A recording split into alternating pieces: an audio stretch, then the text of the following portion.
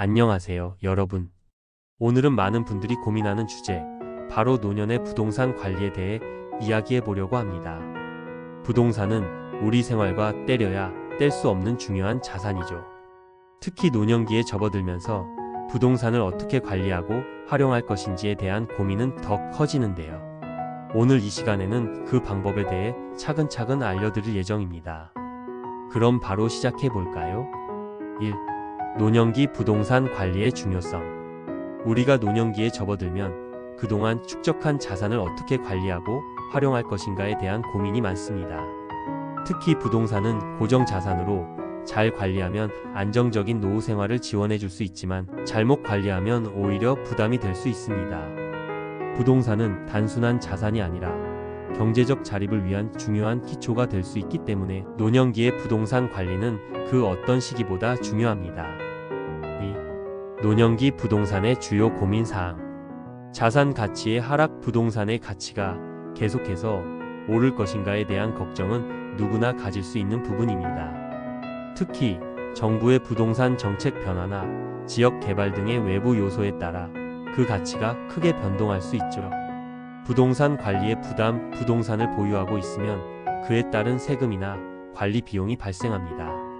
유지보수, 세금, 임대 관리 등은 노년기에는 큰 부담이 될 수 있습니다.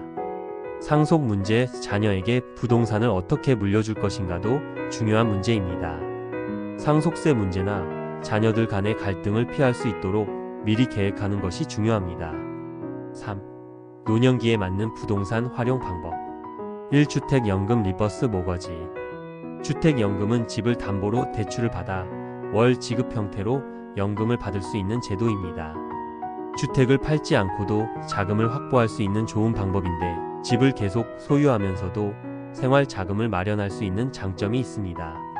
하지만 주택연금은 그 조건이나 금리가 다소 복잡할 수 있기 때문에 전문가의 상담을 받는 것이 중요합니다. 이 소형 주택으로 다운사이징. 부동산의 크기를 줄여서 더 작은 집으로 이사가는 방법도 고려할 수 있습니다. 자녀들이 독립하고 집이 너무 커지면 관리가 부담스러울 수 있는데요. 작은 집으로 옮기면 관리가 용이해지고 그 차액을 현금으로 확보할 수 있는 장점이 있습니다. 3. 임대 수입 활용하기. 만약 여유 있는 주택이 있다면 임대를 고려할 수 있습니다. 임대 수입은 안정적인 노후 자금을 마련하는 데 큰 도움이 될 수 있는데 단, 임대 관리가 쉽지 않기 때문에 이를 잘 처리할 수 있는 방법을 미리 계획해야 합니다. 임대 관리 대행 업체를 활용하는 것도 좋은 선택이 될 수 있습니다. 4. 부동산 처분 및 현금화. 주택을 판매하고 그 자금을 현금으로 확보하는 방법도 있습니다. 현금화된 자산을 통해 다른 형태의 투자를 고려할 수 있고 자산을 분배하여 더 안정적인 노후 자금을 마련할 수 있습니다. 이때 부동산 매매의 시기와 시장 상황을 잘 파악해야 합니다. 4. 부동산 상속과 세금 관리. 부동산을 자녀에게 상속하려는 분들에게 중요한 부분은 상속세입니다. 상속세는 부동산의 가액에 따라 세액이 달라지기 때문에 자산을 어떻게 상속할 것인지에 대한 미리 계획이 필요합니다. 상속세 절세 방법. 부동산 분할. 부동산을 여러 명으로 나누어 상속하는 방법입니다. 이를 통해 각 상속자의 상속세 부담을 줄일 수 있습니다. 증여를 통한 자산 이전 사전 증여를 통해 상속세를 줄이는 방법도 있습니다.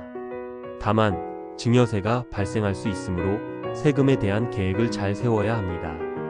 가족 신탁 활용. 가족 신탁을 활용해 부동산을 상속하는 방법도 있습니다. 신탁은 자산의 관리와 분배를 전문적으로 처리할 수 있어 상속세를 줄일 수 있는 방법 중 하나입니다. 5. 노년기 부동산 투자 전략. 1. 안정적인 지역의 투자. 노년기에는 안전성이 중요한 시기입니다. 따라서 안정적인 지역에 부동산을 투자하는 것이 유리합니다.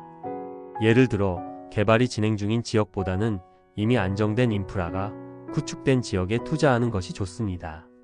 2. 소액 부동산 투자. 큰 자금을 투입하는 대신 소액으로도 투자할 수 있는 방법들이 많습니다.